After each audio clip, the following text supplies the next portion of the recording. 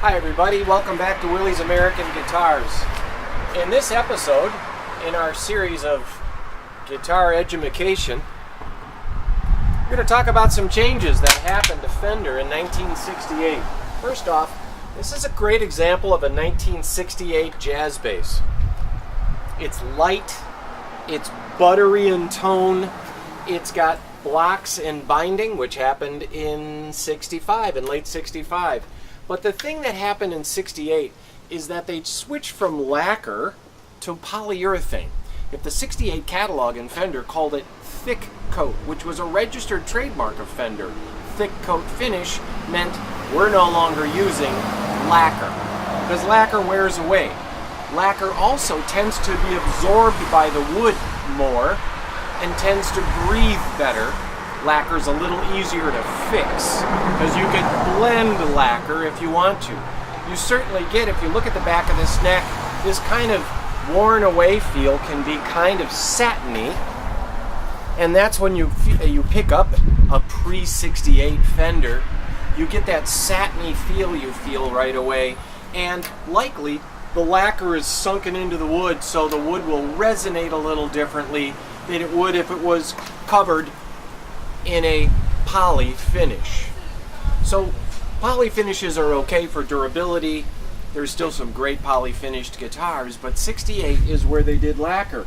Now, no factory stopped one day and started doing something the next. This is a guitar that has all the features of a 68, but the pots are dated 71. This is a lacquer body. Likely, this body was left over. This is a Telecaster bass, the first reissue that Fender or any electric guitar manufacturer ever did. In 68, it was a Telecaster bass, coming with the single pickup, single coil reissue pickup. These guitars had lacquer finish on the front and back. This one, by the way, is in magnificent condition. It was bought at Wooden Music in Chicago in '84. On the receipt, they called it a 68. They didn't look at pots back then. They figured gold logo, lacquer finish neck, lacquer finish body, well, it must be a 68, maybe a 69, but in truth, this turned out to be leftover parts. It's completely original. It was wired in 1971 and still retains its original 71 pots. This is a minty condition, probably the cleanest Telecaster bass we've ever seen. And you can see it has those sharp edges on the body, just like the original ones did in the 50s.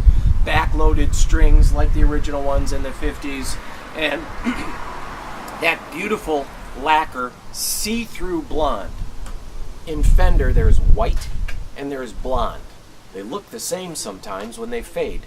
Blonde implies you can see the wood grain underneath the finish like you can here. So here's two guitars, and again, nothing was permanent. People didn't, in 65, CBS didn't change everything. It took them quite a few months, and in some cases you had leftover bits. So this is a lacquer finish 68 reissue.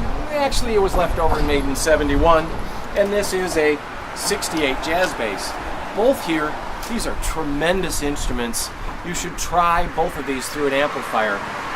We won't get into magnets and age of wood and kiln drying and all that is involved in these earlier guitars that makes them special, collectible, and future investments.